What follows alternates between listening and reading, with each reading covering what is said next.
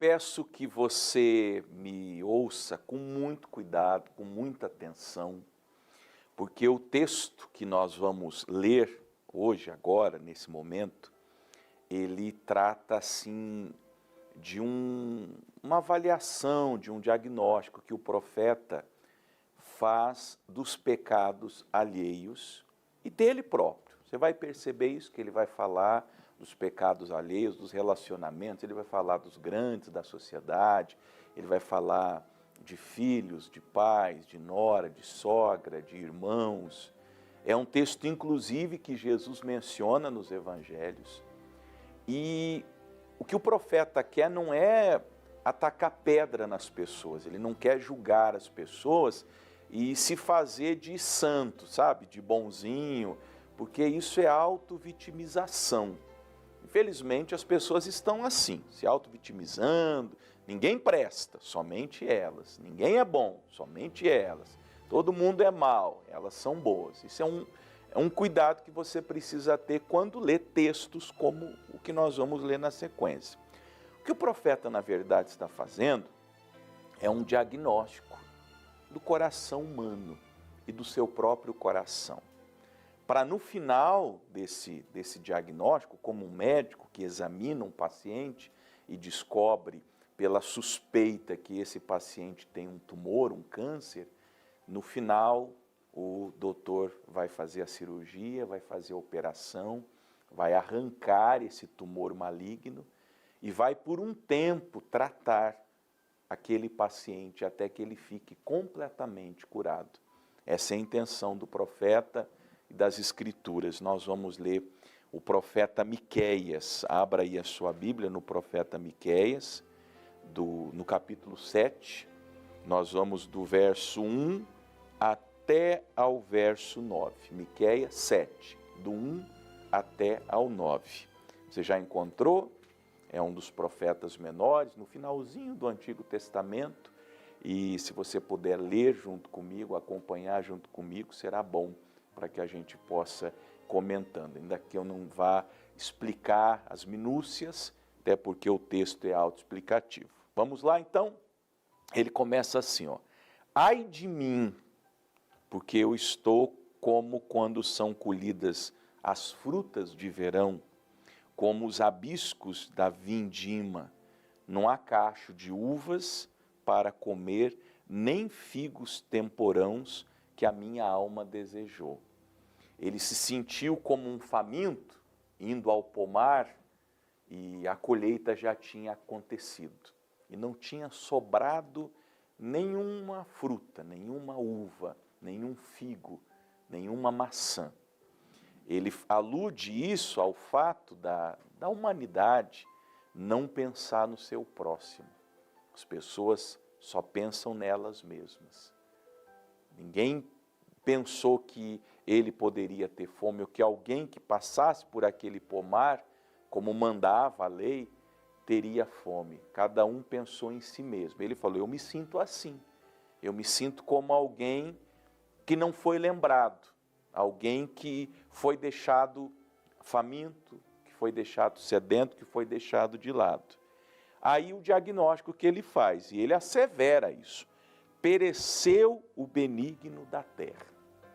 Ele olha, está fazendo uma avaliação da humanidade, pela capacidade do Espírito Santo. E ele diz, acabaram as pessoas boas na terra. Pereceu, como se não existisse mais. E não há entre os homens um que seja reto. Todos armam ciladas para sangue, caça cada um a seu irmão como uma rede. Lá na minha terra dizia assim, ó, é cobra comendo cobra. É um tentando o mal do outro, é um tentando prevalecer contra o outro. Ele prossegue, as suas mãos fazem diligentemente o mal. O príncipe inquire, e o juiz se apressa à recompensa, e o grande fala da corrupção da sua alma, e assim todos eles são perturbadores.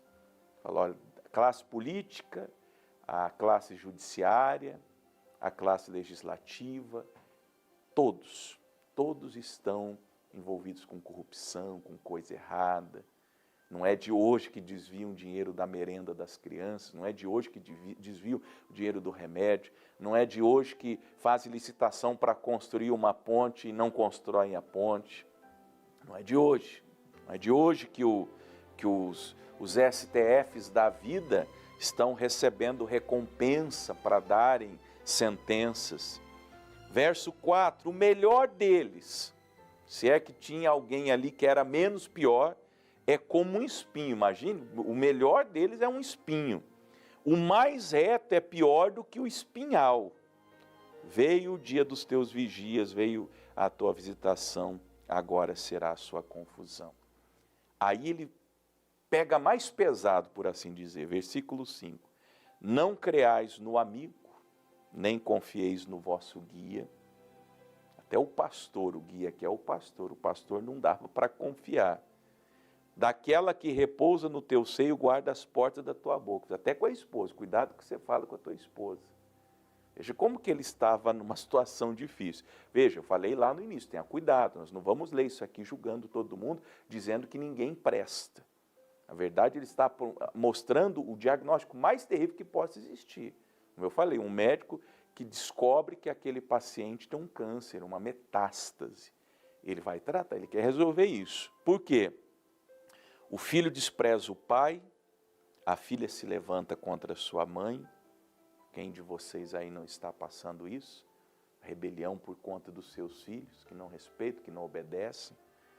E a nora contra a sua sogra, de modo que os inimigos do homem são os da própria casa. Eu disse que Jesus menciona isso em Mateus 10 e Lucas 12, você vai encontrar. Ele usa esse texto para dizer que os inimigos do homem serão da sua própria casa. Como que o profeta resolve isso? Verso 7 agora. Ele não diz que ele vai matar essas pessoas, ou que ele vai se afastar delas, ou que ele vai deixar de ser casado. Não, vou largar, já que eu não posso confiar na minha esposa, eu vou largar dela, já que eu não posso confiar no meu marido, ou já que eu não posso ter a gratidão dos meus filhos. Não, o que ele faz é o seguinte, verso 7. Eu, porém, ou seja, a despeito de tudo isso que acontece, o que pode acontecer, espero que não aconteça no teu caso, mas ainda que acontecesse, você fosse traído pelo seu cônjuge, pelos seus amigos, ou as pessoas que estão numa hierarquia acima da sua vida não lhe dessem aquilo que é justo, a solução é: eu, porém, esperarei no Senhor, esperarei no Deus da minha salvação, o meu Deus me ouvirá.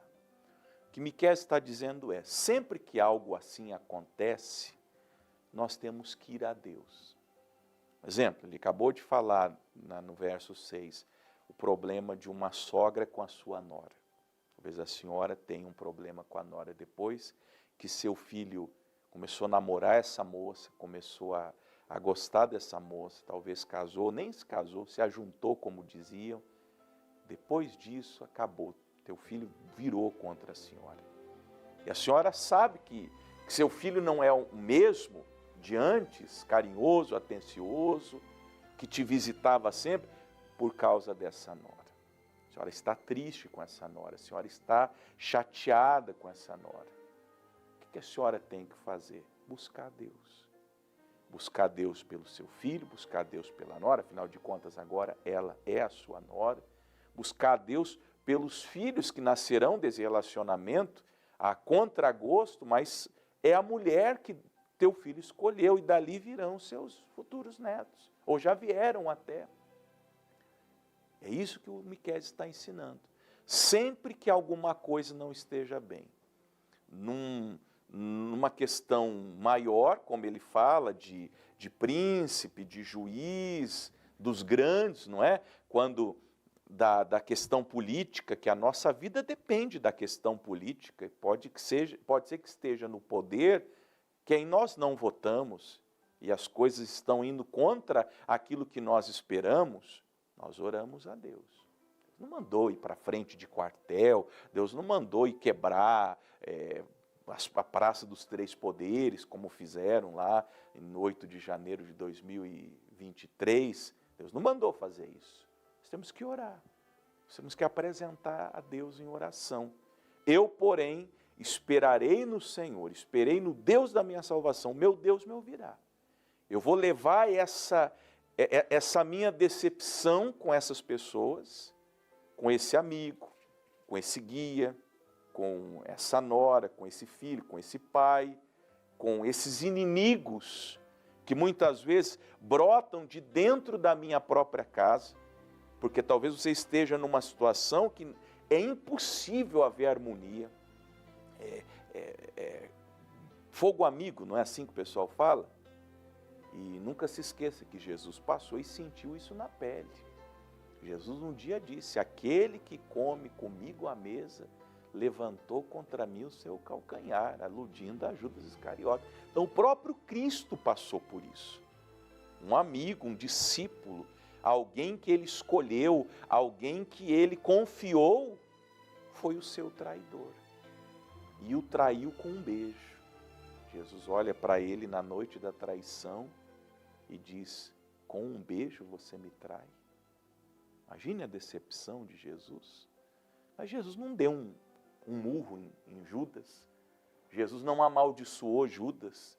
Jesus não ficou tratando mal os outros apóstolos. Ao contrário, quando Judas sai da Santa Ceia, Jesus prega talvez o seu sermão mais lindo, o sermão da Santa Ceia, João 13, 14, 15, 16, talvez seja o sermão mais lindo, mais espiritual de Jesus. Porque Jesus não trata mal Pedro, Tiago e João por causa de Judas. Ele não se amargura com os outros por causa de um traidor que esteve ali com ele o tempo todo. Então, que o Miqueias nos ensina: eu, porém, esperarei no Senhor. Deus vai me ouvir. Eu vou levar esse tema em oração, isso que está me machucando, e Deus vai me ouvir, vai me ajudar. Aí ele fala no versículo 8, porque ele faz o diagnóstico do pecado alheio, mas ele não esquece do pecado dele. Ó inimiga minha, verso 8, não te alegres a meu respeito, ainda que eu tenha caído, levantar-me-ei, se morar nas trevas, o Senhor será a minha luz. Ele também, Miqueias, reconhece que caiu, que pecou, que falhou. Veja que quando nós estamos fazendo esse diagnóstico do pecado alheio, nós não podemos esquecer do nosso próprio pecado. Nós ficamos tristes com as mentiras dos outros, mas quantas vezes nós já mentimos? Ficamos tristes com as injustiças sofridas, mas quantas vezes já fomos injustos? Ficamos tristes com o desprezo das pessoas em relação a nós, mas quantas vezes nós mesmos já desprezamos as pessoas? Quantas vezes nós somos maus com os nossos semelhantes? Então ele também faz um diagnóstico de si mesmo. E no 9, para a gente terminar, ele declara: sofrerei a ira do Senhor, porque pequei contra ele. Eu também pequei, eu também não fui benigno, eu também fui mau, eu também falhei, eu também não fui um bom marido, eu também não fui um bom filho. Quem sabe você esteja sofrendo as tristezas dos seus filhos que são desobedientes, mas você também foi um filho, uma filha desobediente. Não é verdade? Então, sofrerei a ira do Senhor, porque eu pequei contra ele, até que julgue a minha causa e execute o meu juízo. Ele me trará a luz, me trará para a luz, e eu verei a sua justiça. Ele vai orar pelos outros, ele vai orar por si mesmo, crendo que Deus o trará para a luz. Meus amados irmãos e irmãs e amigos e amigas, enquanto nós não formos transportados do reino das trevas para o reino da luz, de modo que o nosso coração nasça de novo da água do Espírito, nós não poderemos ser alguém que cobre as demais pessoas. Você não pode ser, ou aliás, você não pode cobrar de alguém aquilo que você não é. Então, deixe Deus tratar você primeiro. Deixe Deus mostrar seus erros, suas falhas, seus pecados. Converta-se para que depois você possa também orar por aqueles que são errados e que estão num caminho errado. Amém?